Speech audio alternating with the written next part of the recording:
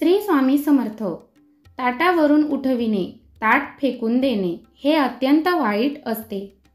अन्नपूर्णेचा अपमान होतो.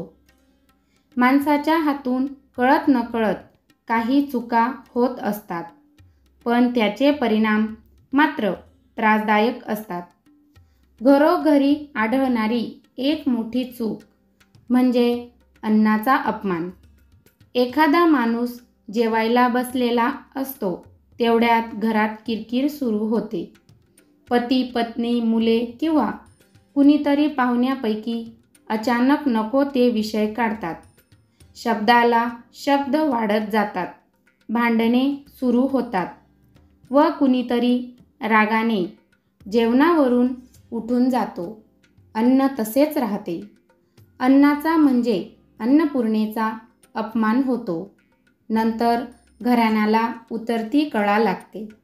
घरचा कर्ता पुरुष अथवा स्त्री जेवायला बसले असताना त्यांना घरातील कोणत्याही अडचणी सांगू नका. त्यांना शांतपणे 4 घास खाऊ द्या. शत्रू जरी काही खात पीत असेल, जेवत असेल, तर त्याला सुखाने खाऊ द्या. काहीही बोलू नका. अन्नावरून रागाने उठवणारी व्यक्ती अथवा त्याला तसे करण्यास भाग पाडणारा कुणीही असो, दोघांनाही अन्नाचा शाप लागतो. एखाद्याचा तोंडचा घास काढून घेणे हे शापाला आमंत्रण देते.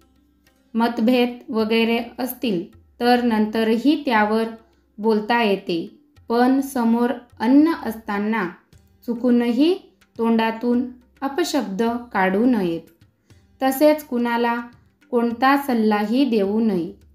घर असो वा हॉटेल, लग्न, मुंजीचा कार्यक्रम अथवा कोणताही समारंभ असो, लोकांनी शांत मनाने जेवण केले तरच तो आशीर्वाद ठरतो व रागारागात कसे तरी 4 घास पोटात ढकलल्यास तो अन्नपूर्णेचा अपमान होतो व वेळ येताच त्याचे अनिष्ट परिणाम जाणवू लागतात. यासाठी जेवण्यापूर्वी ताटाभोवती पाणी फिरवून चित्रावळी काढली जाते व काही शिते अज्ञात जीवांसाठी काढून ठेवण्यासाठी प्रथा आहे. मंगल कार्याच्या वेळी ताटाभोवती रांगोळी काढली जाते. अन्नपूर्णा देवी प्रसन्न राहावी, संपूर्ण कुटुंबाचे रक्षण व्हावे, घर धनधान्याने भरलेले असावे, सर्वांची भरभराट व्हावी, हा त्यामागील हेतू असतो.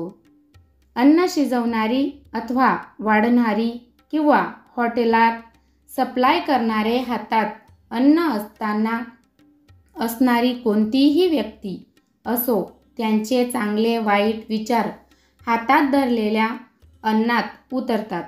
त्यासाठी मन शांत नसताना अथवा राग, रुसवे तसेच मन प्रक्षुब्ध असेल तर शक्यतो खाणे पिणे करू नये. मनुष्य प्राणी राबतो पोटासाठी, पण ते अन्न जर तुम्ही शांतपणे खात नसाल तर त्या राबण्याचा उपयोग काय? अन्नाच्या नासाडीने अन्नपूर्णेचा अपमान होत असेल तर त्याचे अनेक दोष निर्माण होतात व ते पुढे त्रासदायक ठरतात. हे दोष दूर व्हावेत यासाठी पंचमहायज्ञ रोज करावा. ज्योतिषशास्त्रात सांगितलेले आहे. अतिथी देवो भव ही म्हणही त्यासाठीच वापरतात. कावळे, चिमण्या, कबुतरे, कुत्री, मांजरे, गायी, इतर मुक्या प्राण्यांना खाऊ घातल्यास आपल्या कमाईला ऊर्जितावस्था येते. ज्यावेळी संकेत येतात त्यावेळी कुणाच्या तरी रूपाने देव आपले रक्षण करीत असतो. अपघात होत नाहीत व झालाच तरी त्यातून सही सलामत सुटका होते. अन्नदान केल्याने अनेक दोष नष्ट होतात. राहती वास्तूही शांत राहते. स्वतःची आध्यात्मिक शक्ती ही वाढते. श्री स्वामी समर्थ. धन्यवाद.